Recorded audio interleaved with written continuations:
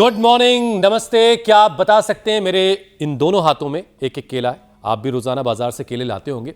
इनमें से कौन सा केला कुदरती तौर पर पका हुआ है और कौन सा केमिकल के जरिए पकाया गया है?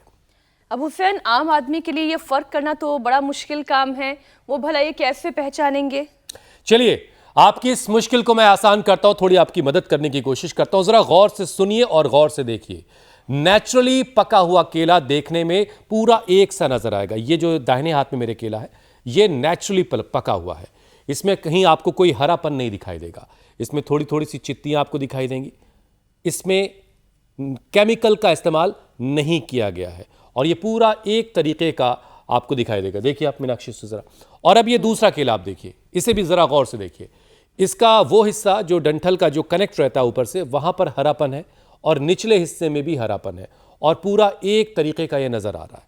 ये केला केमिकल के जरिए, कार्बाइड के जरिए पकाया हुआ केला है। तो ये है फर्क, जिसको आपको अपने जहन में रखना है। जब आप अपने बच्चों के लिए, अपने परिवार के लिए बाजार से केले लेने जाएं तो इस बात का ख्याल जरूर रखें।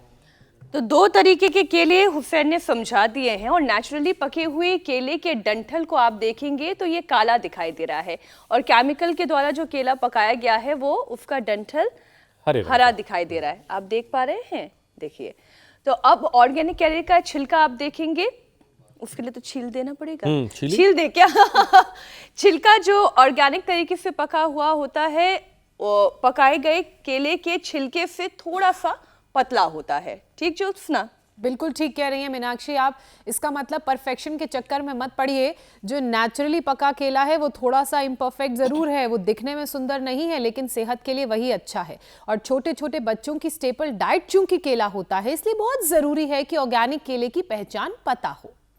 बिल्कुल, क्योंकि केले पकाने में जो कैल्शियम कार्बाइड, एथिलीन रिपेनर और सोडियम हाइड्रोक्साइड जैसे केमिकल्स का इस्तेमाल होता है, उनसे पाचन की परेशानी, नर्व्स, किडनी डैमेज जैसी दिक्कतें आपको हो सकती हैं।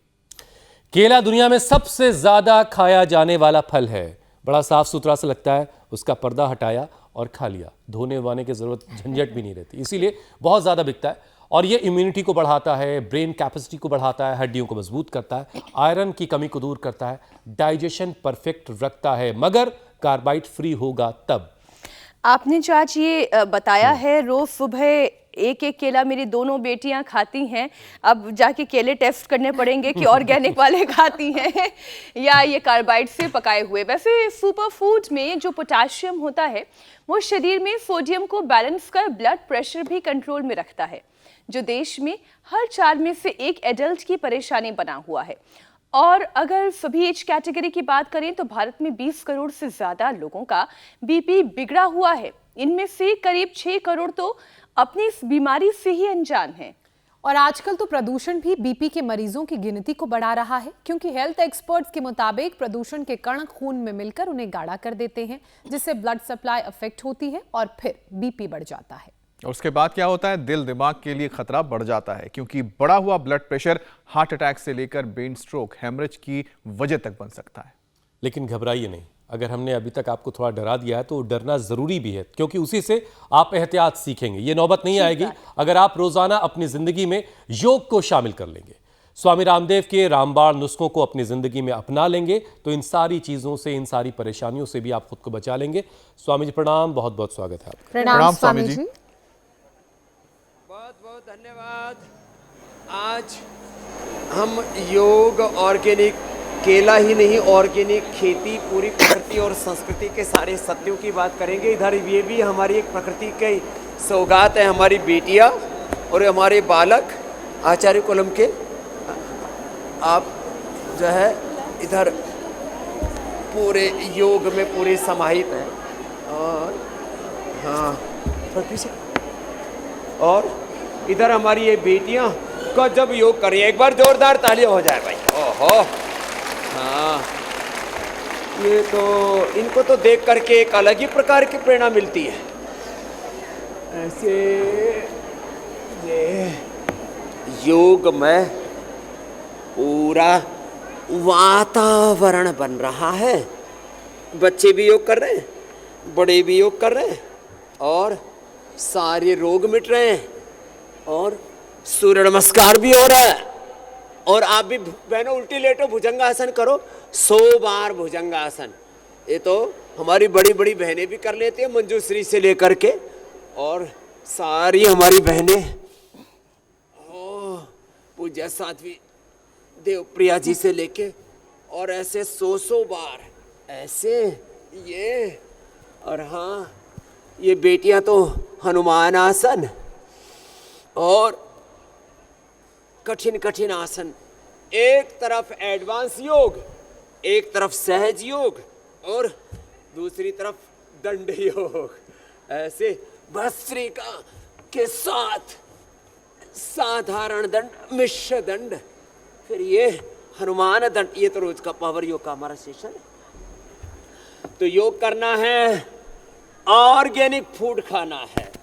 केले में सबसे ज्यादा केमिकल में पूरा डुबो डुबो करके उनके अंदर जहर भर देते हैं। और देखो ये पतंजलि में इतनी बढ़िया खेती होती है। हाँ, यही केले लाए हम यहाँ, और अपने आप पकते, डाल से पके हुए का स्वाद ही गजब होता है। और ये तो प्रकृति की, परमेश्वर की, ओहो इतनी बड़ी सौगात है। ऐसे ये, और जो भाई थोड़े मजबूत हैं वो ऐसे कर लेना, ऐसे और ऐसे, ऐसे जो हो जाए तो अच्छी बात स्वामी है। जी, केले की वजह से कोई झमेला ना हो पूरा कर जाए, लेते हैं एक बार तो यो। इसलिए आज हमने दोनों तरह के केले रखे और ये कोशिश की कि लोग समझ सकें कि केले का क्या फ़र्क है ऑर्गेनिक वाले का और जो कार्बाइड के ज़रिए पकाया जाता है। हम सबसे ये गलतियाँ होती रहीं, लेकिन बार बार लोगों को याद दिलाते रहने से धीरे धीरे लोग जो हैं बिल्कुल परफेक्ट हो जाएंगे। ये फ़र्क जान पाएंगे कि कौन सा केला उनके लिए अच्छा है और कौन सा केला नुकसानदेह। बहरहाल, केला दुनिया में सबसे ज़्यादा खाया जाने वाला फल है और ये 12 महीने आपको मिलता है। छोटे छोटे बच्चों का ये स्टेपल फूड है, गुणों की खान है अगर ये अच्छा मिल जाए तो। लेकिन केमिकल से पकाया हुआ केला अवगुणों में बदल जाता है, जिसका गुण है वो अवगुण हो जाते हैं, जो खूबियां हैं वो खराबियों में तब्दील हो जाती हैं। और यही केला जो है, जो बीमारियों से बचाता है, वही नुकसान की वजह बनता है। कार्बाइड की वजह से केला बीमारियां अब बांट रहा है। और अभी शुरुआत में हमने आपको इसलिए बताया कि केले की पहचान कैसे करनी है। बाकी स्वामी जी आप ज़रा बताइए कि ये जो गलतियां हम रोज़ाना कर रहे हैं, हमसे जो गलतियां जाने अनजाने हो रही हैं और हो भी जा रही हैं, तो उसे हम अपना शरीर इतना फिट कर लें कि इन सारी गलतियों को हम वहीं से थोड़ा सा उससे बचाव अपना कर ही लेंगे। देखो, जो भी हम आहार लेते हैं, जो भी हम विचार करते हैं, और स्वामी जी, केले की पहचान में अगर कुछ रह गया है तो आप जोड़ दीजिए।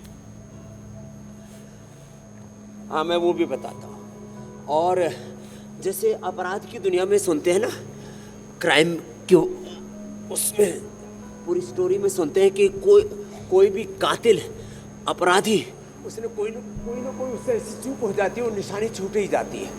तो जो हम खाते हैं, जो हम पीते हैं, उसकी निशानी वो छोड़ देता है। तो जो भी हम बुरा आहार, बुरा विचार, बुरी सोच, बुरी दृष्टि, बुरी वाणी, बुरा व्यवहार, कुछ भी अनहेल्दी चीज करते हैं, उसका असर हमारे 37 ट्रिलियन सेल्स पर पड़ता है। सबसे ज़्यादा बुरा असर फिर लीवर पर पड़ता है, किडनी पर पड़ता है, पेनक्रियाज पर पड़ता है, lung, heart, brain, nervous system, जो नाजुक अंग है उन पर सबसे ज़्यादा पड़ता है।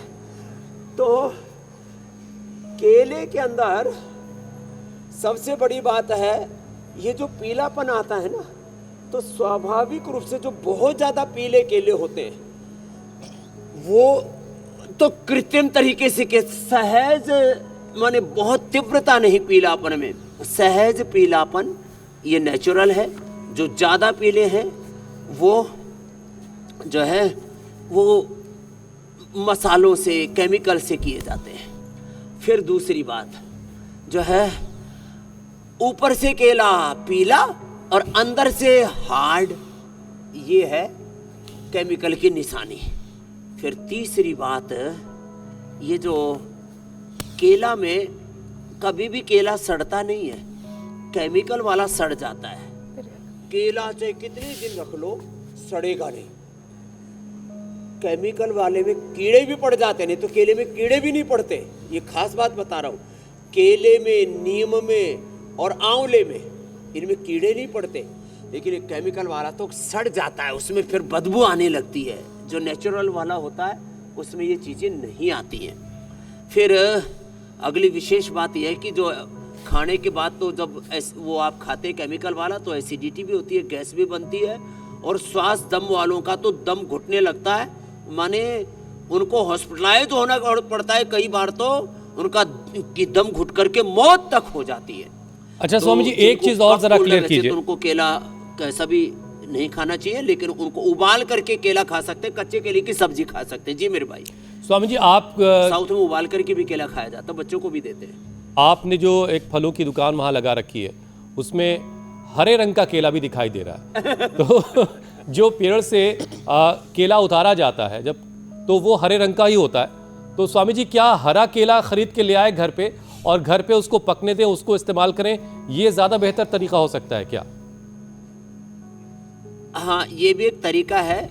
वैसे आपको बताता हूँ हुसैन भाई, ये केले पेड़ पर भी पीले हो जाते हैं जब लंबे समय तक रहते हैं, तो पेड़ पर भी केले भी पकते हैं, पेड़ पर चीकू भी पकते हैं, पेड़ पर पपीता भी पकता है।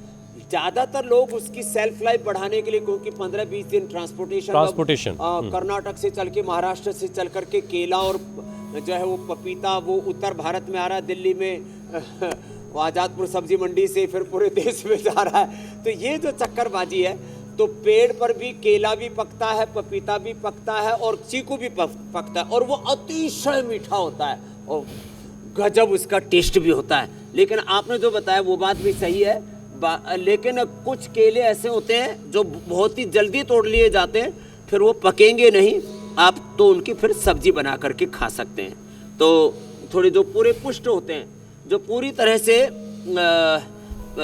परिपक्व हो चुके हैं, अर्थात अपनी ग्रोथ पूरी ले चुके हैं। ग्रोथ पूरी लेने का एक ही है कि उनकी फुलावट पूरी हो गई है, लंबे चौड़े हृष्ट पुष्ट केले हैं, तो आप उनको ला सकते हैं और घर में रख लें, वो आराम से धीरे धीरे पकते रहेंगे। अब देखिए संकट ही स्वामी जी यही है कि पेड़ों पर पकी हुई चीजें तो अब उपलब्ध नहीं हो पा रही होंगी, और उसके पीछे बड़ा रीजन ही है ट्रांसपोर्टेशन, क्योंकि पका हुआ केला ट्रांसपोर्ट नहीं हो सकता, उसमें ज़्यादातर केले ख़राब होने का डर रहेगा, इसलिए हरा उतारा जाता है और उनको ट्रांसपोर्ट किया जाता है और फिर वो धीरे धीरे पकता रहता है। ये आमतौर से हो रहा है, इसलिए पेड़ वाला तो खैर बहुत मुश्किल हो गया आज के वक्त में मिलना, लेकिन एक पहचान आपने बताई कि ये तरीका हो सकता है जिससे ऑर्गेनिक केले को पहचाना जा सकता है और कार्बाइड वाले केले से खुद को बचाया जा सकता है।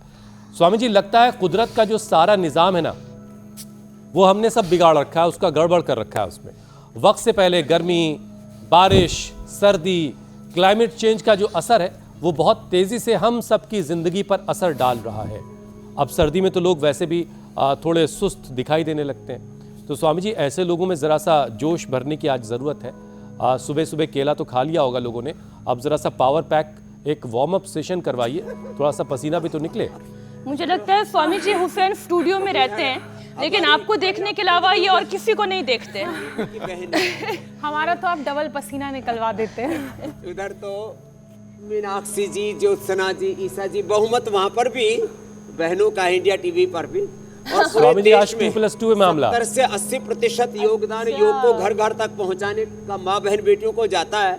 उन करीब 50 लाख बहनों का प्रतिनिधित्व करने वाली कुछ बहनें यहाँ पर बैठी हैं। एक बार सबका जोरदार अभिनंदन है।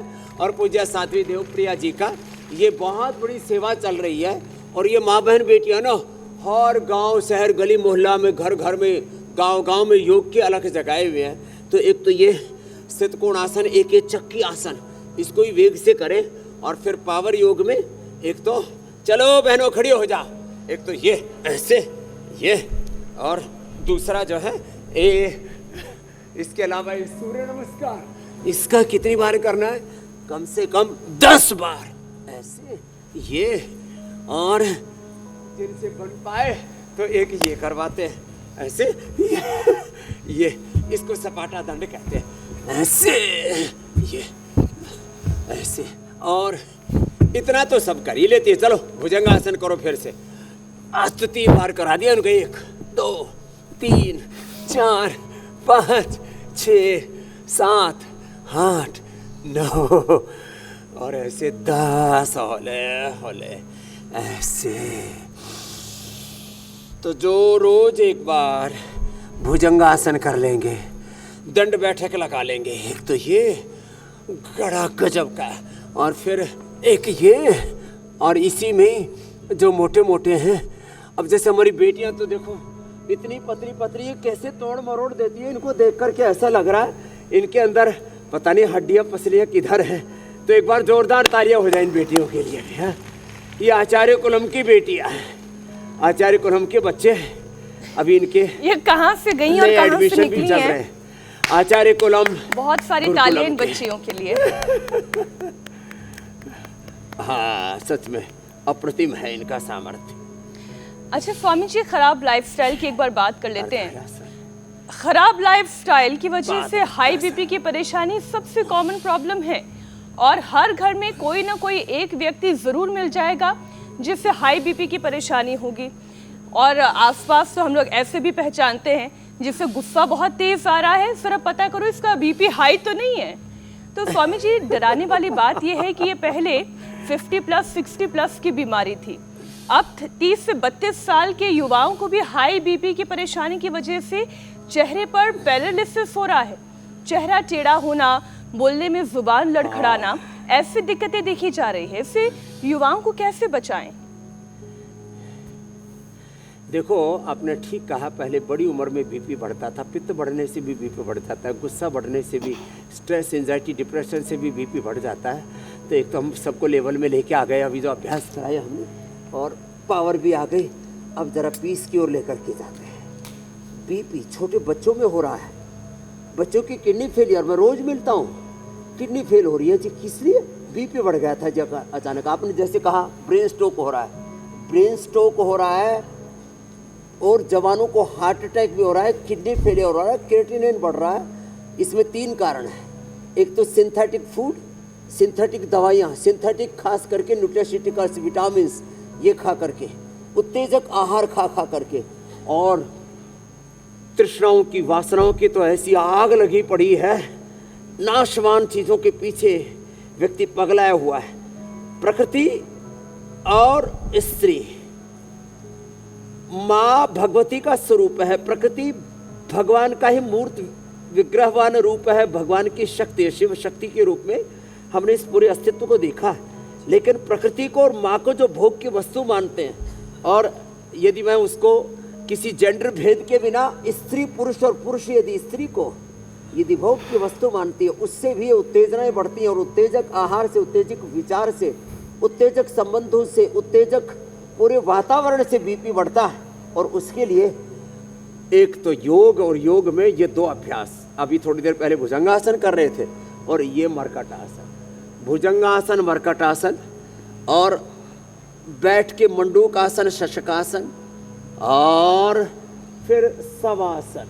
तो देखो एक तो ये, और मुक्तावटी लौकी के जूस के साथ ले ली, तो बीपी और बीपी के कॉम्प्लिकेशंस किसी भी कारण से, चाहे वो स्ट्रेस के कारण से, एंजाइटी डिप्रेशन के कारण से, चाहे पित्त के कारण से, चाहे कोलेस्ट्रॉल के कारण से, चाहे ओबेसिटी के कारण से, कई बार नींद पूरी ना आने से, और बहुत ज़्यादा कर्ज आदि ले लिया, किसी के साथ कोई धोखा हो गया, किसी भी प्यार में, व्यापार में, परिवार में, उससे भी बीपी बढ़ जाता है। किसी भी कारण से बीपी बढ़ा हो, एक तो ये मर्कटासन, आराम आराम से पहले करना, ऐसे आराम आराम से, सहजता सहजता से, होले होले, और फिर ये पवन मुक्तासन बड़ा ही अच्छा है, ऐसे, और संकल्प पूर्वक पूरे देह को ऐसे ढीला छोड़ दिया। मैं शरीर इंद्रियां मन नहीं, शरीर इंद्रियों मन से पार आत्मा परमात्मा, यही मेरा मूल अधिष्ठान है। आत्मा स्वामी जी, और आप कहते भी हैं तत्वमसि प्रज्ञानम ब्रह्म अयम आत्मा ब्रह्म। ऐसे ये अभ्यास करने से, मंडूकासन, शशकासन करने से बीपी नॉर्मल हो जाता है कि विकल्प रहित संकल्प होगा तो हर बीमारी से छुटकारा मिलेगा। स्वामी जी, केले की बात कर लेते हैं।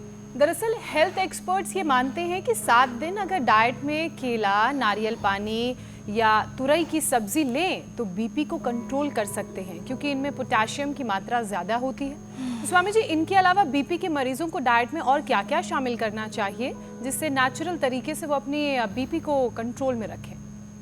आपने एकदम ठीक कहा। केला है, नारियल पानी है, अंकुरित है, लौकी तुरई की सब्जी है, लौकी, तोरई, पेठा, कद्दू, जितनी भी हरी सब्जियां हैं, ये सब बीपी को नॉर्मलाइज करने में, क्योंकि वो हमारे आहार की जो तीक्ष्णता है, जो एसिडिक आहार है, उसकी वजह ये जितने भी एल्कलाइन जो फूड हैं, ये बीपी को नॉर्मल करते हैं।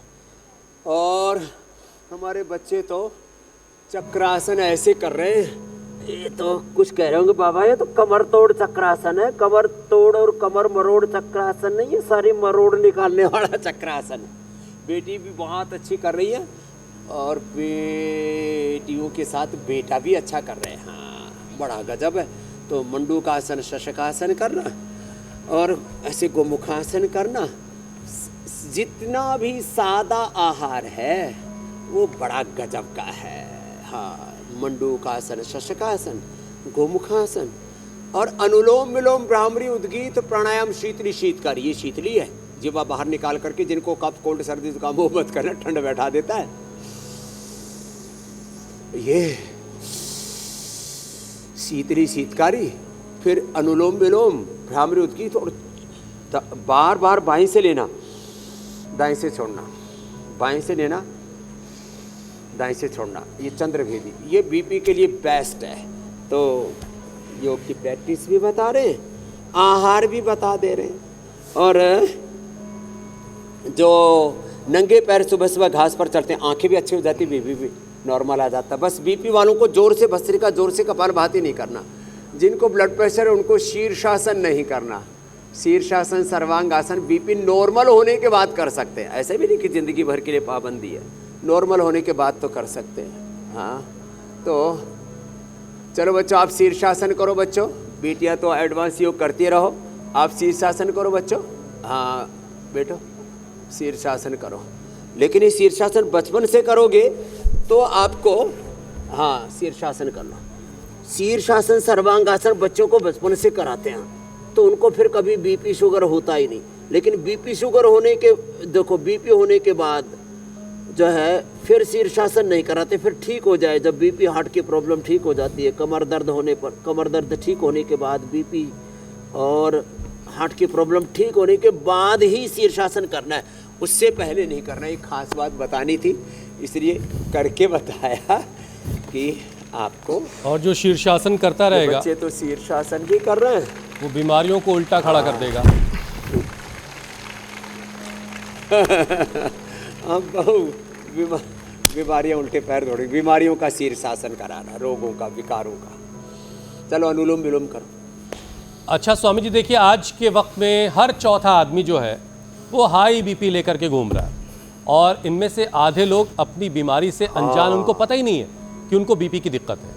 अब ऐसे में परेशानी, ये जो प्रॉब्लम है, ये बीमारी है और घातक होती जा रही है, जिन्हें टेस्ट के बाद भी ये पता नहीं चलता कि उनको एग्जैक्टली हाई बीपी की दिक्कत है या लो बीपी की दिक्कत।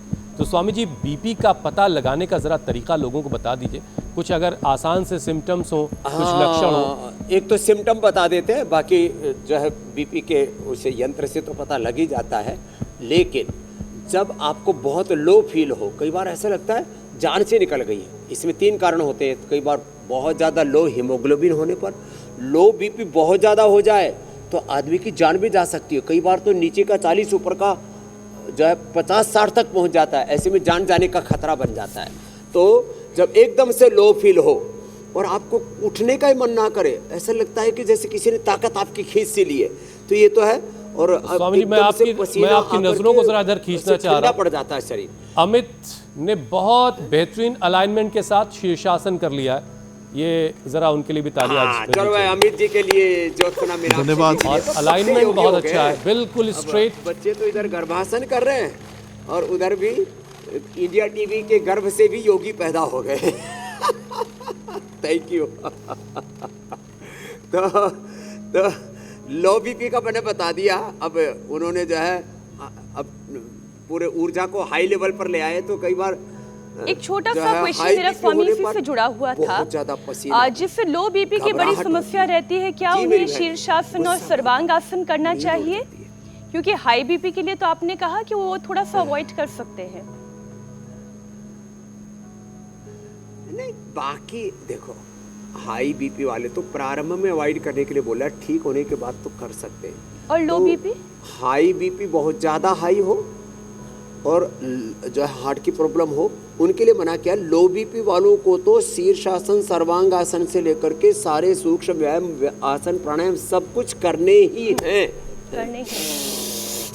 कुछ लोग घबरा जाते हैं और ये कहीं गड़बड़ तो नहीं हो जाएगी, तो लो के साथ हाई का भी मैं अभी वापस बता देता हूँ। लो बीपी वाले थोड़ी देर प्राणायाम करेंगे ना, जैसे मेरा ऐसे नॉर्मल चेक करोगे तो मेरा बीपी मिलता है 70, नीचे का ऊपर का 100, कभी कभी 90 भी आ जाता है। फिर मैं थोड़ा सा प्राणायाम करता हूँ ना तो मेरा 80-120 आ जाता है। ये है। तो लो बीपी वालों को तो अवश्य ही करना है और हाई बीपी वालों को धीरे करना है। तो हाई बीपी में कह रहा था, तो जब पसीना आने लगे, दिल घबराने लगे, मन बेचैन हो जाए, गुस्सा बहुत आने लगे, नींद उड़ जाए और जो है पूरा हाथों पैरों में कंपन सा होने लगे, और कई बार तो ये लक्षण धीरे धीरे आते हैं, पता ही नहीं लगता। तो जिनको जेनेटिकली, जिनके फैमिली में हिस्ट्री है, उनको तो जो है बीच बीच में 2-3 महीने में, 6 महीने में बीपी चेक करवा लेना चाहिए, और वैसे भी करवा लेना चाहिए, क्या दिक्कत है। तो आपने ठीक कहा, हर चौथा आदमी बीपी की बीमारी लेकर के घूम रहा है, और आधों को तो पता ही नहीं उनको बीपी, और कुछ को बीपी है तो उसकी दवाई आदि भी ठीक से नहीं करते, उसका उपाय ठीक से नहीं करते। कोई दवाई का मतलब एलोपैथी की दवाई नहीं, उसका उपाय लौकी है, उसका उपाय मुक्तावटी बीपी ग्रेटर, उसका उपाय क्षेत्रीय शीतकारी, अनुलोम विलोम, भ्रामरी, उद्गीत है। तो बीपी को जड़ से मिटा सकते हैं, ये बात पक्की है। अरे भाई जरा घर से निकले और आते जाते पैर की जड़ को सिर के ऊपर ऐसे लेकर के आए। मैंने कहा भैया ये क्या दुर्घटना तो नहीं हो गई कोई, लेकिन बाद में पता लगा तो सही सलामत है, टूटे फूटे नहीं अभी। और ये छोटी नन्ही परियां बड़े कमाल की हैं। बेटियों का भी घर बैठी जो छोटी नन्ही परियां इनको देख रही हैं, वो भी घर बैठ करके अब इनके साथ योग करेंगी, ये अच्छा है।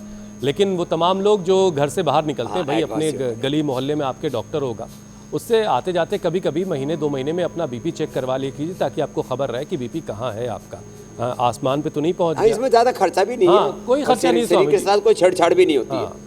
वो तो आस पड़ोस का डॉक्टर ऐसे ही फ्री में चेक कर देगा। मोहब्बत हमारे सिटी स्कैन में तो बड़ा खतरा रहता है। अच्छा स्वामी जी, ऐसे भी बहुत सारे लोग हैं जिनका बीपी फ्लक्चुएट करता है मौसम के हिसाब से। अब उनको क्या करने की जरूरत है? मौसम सर्द हुआ तो क्या करें, मौसम गर्म हुआ तो क्या करें? क्योंकि ऐसे लोगों पर हार्ट अटैक, स्ट्रोक और इस सर्दियों में बीपी बहुत बढ़ता है, ये आपने एकदम ठीक बताया। बीपी परिस्थितियों में कैसे कैसे बढ़ता है वो भी बताएंगे। और जैसे मैंने बताया, कुछ ऐसे टेस्ट हैं, जैसे अल्ट्रासाउंड है, जैसे बीपी चेक करना है, शुगर चेक करना है, इसमें शरीर में कोई हानि नहीं होती। MRI, CT स्कैन, उसमें तो शरीर में केमिकल डालते हैं, रेडिएशन होता है, वो बड़ा खतरनाक होता है, वो तो बहुत ज़रूरी होने पर इमरजेंसी में कराना चाहिए, लेकिन इनके कराने से कोई दिक्कत नहीं। अगली बात, जैसे आपने कहा, अब जैसे सर्दियों में पसीना कम आता है, रोमकूप जो है बंद रहते हैं, इसमें बीपी बढ़ता है पसीना कम आने से, और शरीर का नमक भी पूरा बाहर नहीं निकलता पसीने आदि से, उससे नमक बाहर निकल जाता है। जैसे हमारे हम रोज पसीने निकालते हैं, अब पता लगा मुझे मेरा बीपी लो क्यों रहता है, लो मतलब 70-110 क्यों रहता है। रोज पसीना आता है, दिसंबर जनवरी भी हो तो हम तो एक बार पसीना जरूर निकालते, धूप में भी बैठते और ज़रा रिलैक्स रहते, और कभी भी कितनी ही बड़ी दुर्घटना हो जाए एक क्षण में अपने स्वरूप में लौट आते हैं, योगस्थ आत्मस्थ हो जाते हैं, तो ज़्यादा उथल पुथल नहीं होने देते। तो एक तो ठंड बढ़ने से, और परिवार में थोड़ा लड़ाई झगड़ा, कहा सुनी, और कोई बड़ी दुर्घटना, कोई बड़ा स्ट्रेस, कोई ऐसे ही कोई अनहोनी, इससे भी जो है, और तकरार होने से, धोखा खाने से, बहुत ज़्यादा चिंता करने से, इनसे भी बीपी बढ़ता है। परिस्थितिवश भी बीपी बढ़ता है। और हाँ, ये जो सर्दियों में ना अचानक लोग ठंडा पानी डाल लेते हैं, ब्रेन स्ट्रोक, हार्ट अटैक भी हो जाता है। स्वामी जी, अब ये बीपी बढ़ता है ना, तो कुछ कई वाइटल ऑर्गन्स के लिए भी खतरा पैदा करता है। दोनों ही गड़बड़ है। तो जरा दिल और किडनी के लिए कुछ अभ्यास करवा दिए स्वामी, हार्ट के लिए और किडनी के लिए। हाँ, एक तो किडनी के लिए, किडनी पर बहुत बुरा असर पड़ता है बीपी का, बढ़ी हुई बीपी का, घटी हुई बीपी का। तो कपालभाति, मंडूकासन और रीनोग्रिड का सेवन करें, या चंद्रप्रभा, गोक्षरादि परंपरागत हमारी औषधि है। और गोखरू और धनिया, गोखरू हरा और धनिया हरा मिल जाए तो इसका चटनी बना करके खा सकते हैं, इसका काढ़ा बना करके पी सकते हैं। गोखरू ये किडनी के लिए, और हरा धनिया। और हाँ, इसका असर दिमाग पर भी पड़ता है, उसके लिए मेधावटी, और इसका असर जो है पूरे नर्वस सिस्टम पड़ता है, उसके लिए इम्यूनोग्रिड, अश्वगंधा या शतावर ले लिया करें। तो और हार्ट के ऊपर बुरा असर पड़ता है, अर्जुन के छाल दालचीनी ले लें, कार्डियोग्रिड हृदयामृत ले लें, और यह अनुलोम विलोम जरूर करें। ये अनुलोम विलोम और एक ये गोमुखासन, ये बड़ा ज़बरदस्त है। और हार्ट के लिए और पूरी बॉडी के स्ट्रक्चरल बैलेंस के लिए। हाँ भाई देखो, ये तो भाई ऐसे समझदारी से करना रहे, कभी इन बच्चों की तरह ऐसे पैर रख लो और पता लगा। और प्राणायाम ही पैर कम से रख कम करके आप करते कहाँ रहेंगे उल्टे तो पुल्टे हो गए, ऑप्टिकल पता ही नर्व्स नहीं के लिए और सारे शरीर के लिए जो है ऑक्सीजन की सप्लाई भरपूर होती रहेगी। स्वामी जी, आप अगला जो सेशन है वो आप करवाइए और ज़रा मैं बढ़ता हूँ आगे। संजीवनी का वक्त हो गया।